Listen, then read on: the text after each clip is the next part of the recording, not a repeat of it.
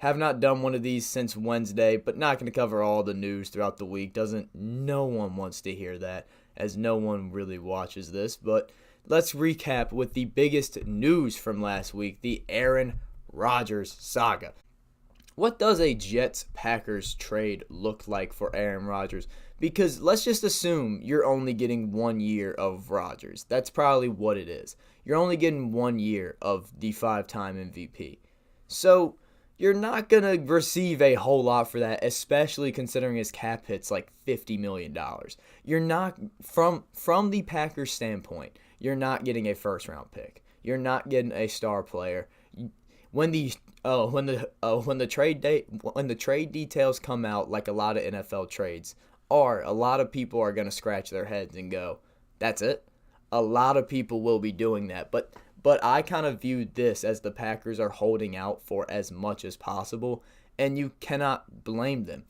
And the date they're holding out to is the first round of the NFL draft. That just is what that is. The Packers, they hold 10 draft picks, but 4 of them are 7th rounders. They only have they only have three top 100 picks. They have their own picks round 1 through 5, an extra 5th and 4 7ths. And the Jets, they don't have a lot of draft compensation. They only have their own picks rounds 1 through 6. They're not going to want to give up a top pick because you're only getting 1 year of Aaron Rodgers, not 3, not 4. And the Packers, obviously, they're going to hold out for as much as they can get. 100 draft picks. And what do the Packers get? In my opinion, a second and a fourth, potentially only a third and a fourth.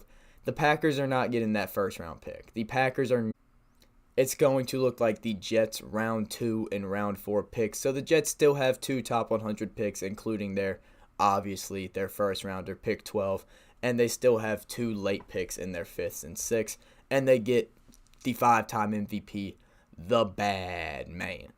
As the Packers look for a $1 million deal, and Adam Thielen, reported by Pat McAfee actually, which is hilarious, getting a 3-year contract to go to Carolina. The dollar amount is not disclosed yet, but the 32-year-old wide receiver should be getting a pretty penny by Carolina. I'm not after 2 years.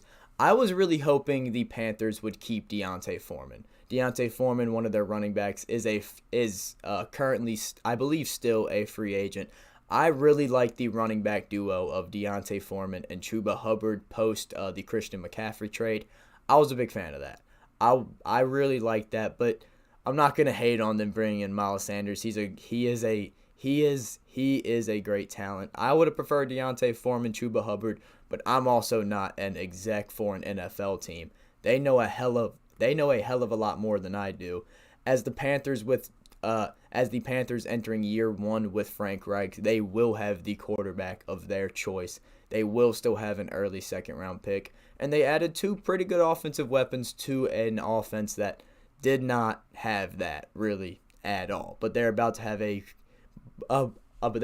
quarterback of their choice, pretty damn good running back, and a pretty damn good veteran receiver. So Panthers, very good offseason so far. Moving on. Wide receiver Brandon Cooks of the Houston Texans was traded and still in the state to the Dallas Cowboys for a 2023 5th and a 2024 6th round pick. This is this is what I was talking about with the Aaron Rodgers trade, where a lot of people, every NFL trade kind of scratches their head and say, that's it? Because of these long enough. That's hilarious. But I mean, that wasn't even news during the trade deadline. Everybody know that Brandon Cooks wanted out. He has a 2-year, rather large contract. Not really big, but it's like $18 million per season. Something big. There is no dead cap after this year for the Cowboys. So it was the how limited the wide receiver trade market was. Especially the Cowboys. Everyone knows they've been looking for a wide receiver since actually Brandon Cooks initially requested the trade back at the deadline. They were hunting for OBJ. They ended up getting T.Y. Hilton. Everybody saw them moving around. If anybody can make it happen, it is Jerry Jones. My assumption is that the asking price was too high for DeAndre Hopkins, and the cap hit's just a little bit too big as opposed to Brandon Cooks, who the Texans didn't really have a choice here. Brandon Cooks wanted out, and there is And they just added a pretty damn good veteran wide receiver to play alongside Michael Gallup, Tony Pollard, and most notably CeeDee Lamb. Moving forward, speaking of the Texans, they just got rid of an $18 million cap hit, but they re-signed left tackle Laremy, meaning the left tackle is under contract in Houston for 4 more years. I saw a lot of people saying, okay, not really a lot. I saw some people saying they should trade Laremy Tunsil because he's their only good player and his contract's almost up. No, that's stupid. Do not trade one of the best left tackles in football. Because even if you get 2 first-round picks for him, let's just throw that out there. You get a first or 2 first-round picks for him. Are you going to get one of the best left tackles in football or someone as valuable as that when you have a rookie quarterback about to come in? No, you're not going to get someone even close to that. And the Texans have a fuck ton of cap space because they're paying nobody right now. So you might as well just shell out some money to keep one of the best left tackles in football. Because whichever quarterback they get, whether that be C.J. Stroud or Bryce Young or hell, even Anthony Richardson, Laremy Tunsil is the perfect guy for a rookie QB. And it's kind of cool to keep him around with DeMeco Ryans entering his first year as head coach. 4 more years of Tunsil. That's perfect. That is perfect. You have to shell out some money, but it's perfect. That is it for the NFL news over the weekend and some of last week with the Aaron Rodgers news. Moving forward, we have NHL news over the weekend. A lot of goals. A lot of goals meant a lot of hat tricks, meant a lot of overs if you are a gambling man. 11 of the 17 games over the weekend hit their over, with on Saturday, Carolina's star players Sebastian Aho bringing in a hat trick, Brandon Hagel for the Tampa Bay Lightning bringing in a hat trick, and Evander Kane for the Edmonton Oilers bringing in a hat trick. All of those teams getting a win. With Sunday, 3 more players, not the star players, but 3 more players getting a hat trick, with Matt Boldy getting a hat trick in their win over Washington. That is Minnesota, too. And with Jack Eichel, the veteran winger or center, I don't really know, to be honest, getting a hat trick in Vegas's massive 7-2 win over Columbus, and Jesper Bratt for the New Jersey Devils. The New York Rangers did something absurd. On Saturday night, the ABC primetime game versus the Pittsburgh Penguins, both of these teams playoff contenders. The Rangers beat the hell out of them. 6-0. It was 6-0 fast, and they shut them out. Igor Shesterkin, the 2022 Vezina, for a 13-0 weekend. Fucking bananas for the New York Rangers. They seem to be hitting their stride after bringing in Patrick Kane and Vladimir Tarasenko over the trade deadline. That's just absurd as they get geared up for the playoffs, which start in less than a month. 2 of their last 11 games, and well, Florida's 2-0 head-to-head versus Detroit this year. If I had to say so, I think Florida's going to get a win as they may take the second wild card.